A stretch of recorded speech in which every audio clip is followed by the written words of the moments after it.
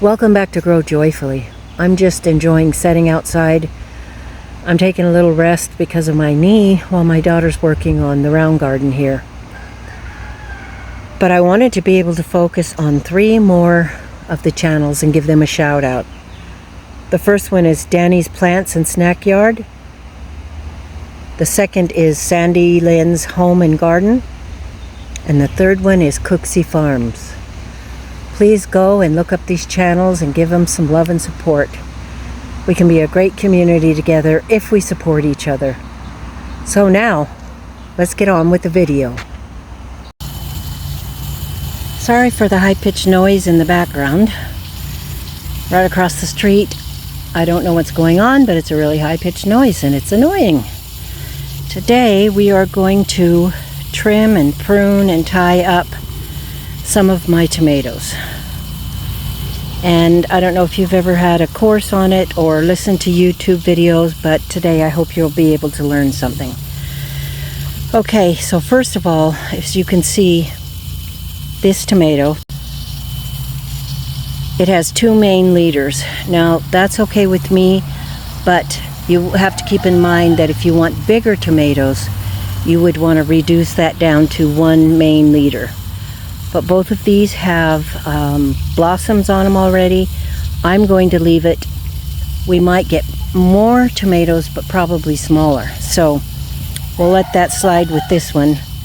Sorry about the roosters in the background and sorry about that high-pitched noise. I hope you can hear this. So the first thing that I think I would do, I've looked at this main leader. This is the top part of it. Right here, this is a sucker, the ones that grow down in the armpit. So I'm going to take off that sucker. A lot of people put them in water and root them and plant them, but I find that where we live in central Idaho, we get one chance and we won't be able to grow any tomatoes unless they're really quick to harvest ones like the 42-day tomato that I'm trying this year. So I'm taking off the suckers and I will just put them in the compost. I'm checking this one. Wow, we got a lot going on here. So we've got not only this leader, as you can see where it splits off here. We've got this leader, and this leader. So we have 3. This one, however, is growing and setting blossoms. So I think, even though this one's got blossoms coming up, I think what I'm going to do is I'll take off this sucker first and then I'm going to trim this off. It's really hard for me to do. I have to just take a deep breath and do it. But you will get bigger, better tomatoes if you do, and pretty soon you won't even remember that you did that and you'll be happy. You'll get more results from your tomatoes. So I did cut that off and now I'm cutting jute. Jute is twine and it's my favorite thing to use. This is a nice thick one. I ordered this off Amazon. Usually you can get it in the Dollar Tree, but I did not see any jute this year. I did order another one off of Amazon and it was much thinner and I did not like that. The reason being, it could cut the plants easier. So if you tie up your leader, I cut a piece about this big. What is that, about 8 inches? Whatever you like to work with. And then I go like this. And then I'm just going to put that little blossom on the other side. Take my little knot here, wrap it around. I'm going to put it underneath the branch to give further stability to the branch and then pull it like that, and that way it's got a double layering of jute around it. And make sure you leave room because this branch is going to grow and this jute will cut into it. If you do see that happening, then just cut off the jute and put in a bigger piece. So that's how we're going to deal with that first one. And then this one here, making sure, see here's another little volunteer, a little sucker. Just pull that off. Get my jute.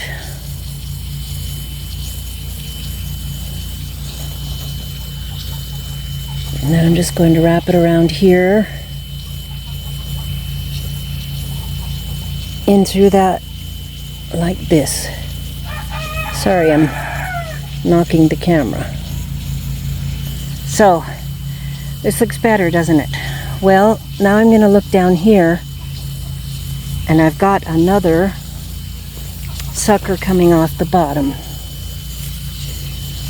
Right here. Now you can leave these, but it'll grow up as one big mess, and if you want to have almost 2-pound tomatoes, or 2-pound tomatoes like I get every year, especially with the pineapple, then this is my method. So I cut this off, starting to form well. Again, if you have time in your season and you can do it, you could put this into a glass of water and root it and then plant this out.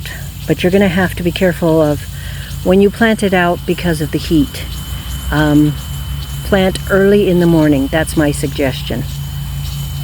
Okay, so now you want to leave leaves on your tomato plant, but you also want it to be controlled. So I'm going to take that one off. You have to leave some leaves to protect the tomatoes that are going to grow here because of sun scald. Oh, hallelujah. That squealing, high-pitched noise stopped. Oh, thank heavens. That's much better. Now we just have hollering roosters to take care of and road noise. Just have to put up with those two. Okay, so we got those off, and here is yet another sucker. These things can happen pretty quickly, especially when the heat starts. Here's another sucker. And you see this kind of mess of leaves? I am going to take, here's another sucker. I'm going to clean this up because it's healthier for the plant if it does not have any leaves from at least here down. Not only will it give more energy to the plant so it doesn't have to put the energy into growing leaves, but it will help to prevent disease so that the leaves that are down towards the ground are not getting splashed back from the water and won't be getting blight and other things. So we've got one leaf here, here, and here. I'm going to take the one off in the middle just to kind of open it up for breathing room. If you keep your tomatoes pruned like this so that there's room for airflow, and you can even just take part of a branch, your plants are going to be a lot happier. Okay, let's do one more. This is a Dr. Wyche's tomato. And again, it's got the double leader right down here. I was a bad girl and I neglected it.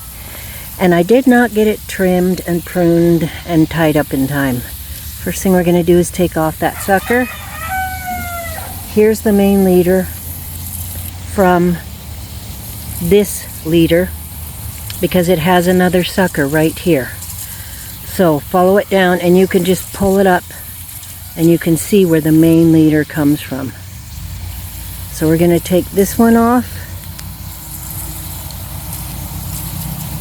and then we'll be able to tie this up, and then we'll follow this leader, and it has a little sucker there, and it has a sucker right here in the armpit.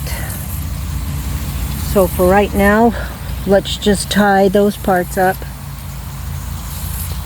I might get brave and prune one of the double leaders off and just go with one, especially if I have a extra plant of that type.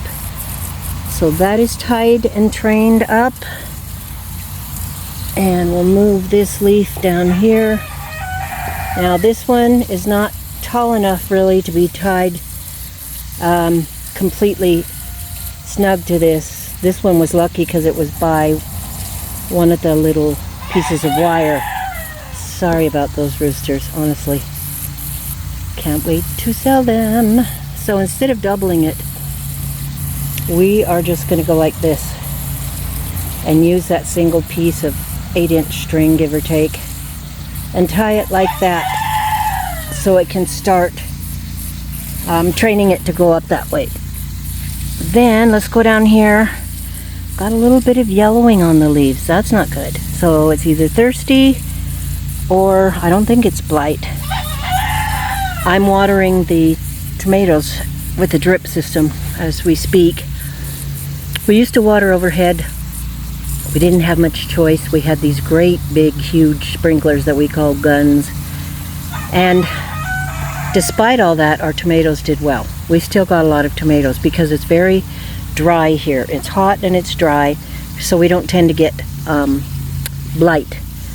So I mean, we can get blight, but it doesn't happen that easily, for me at least. So I think these guys are just thirsty, and I have to come out here and turn on the drip system myself, and I don't always get out here. Do you see how I'm just cleaning these up down here? So we have a little more airflow through here. Here's another volunteer or sucker, and here's another one. And then I just like to clean it up so there's at least a foot of stem with no leaves, at least a foot. And then we want to be able to have plenty of airflow. Getting rid of all these little suckers. And let's take a look. Since we have a leaf here, I'm going to take this one here because we want that good airflow, sunshine and everything else, and it helps take down the demands on the plants. Here's another sucker. Takes down the demands on the plants nutrition wise. So see, there's a lot more airflow here. You can always just do one leaf, and there you go. I hope this was helpful. I hope that you will get in and trim your indeterminate tomatoes. This is not about determinate or bush tomatoes. They are a different critter and a different video. So I hope you had a lovely day. I hope you grow something beautiful and joyful, and we'll see you next time. Thanks for stopping by. Roosters signing off.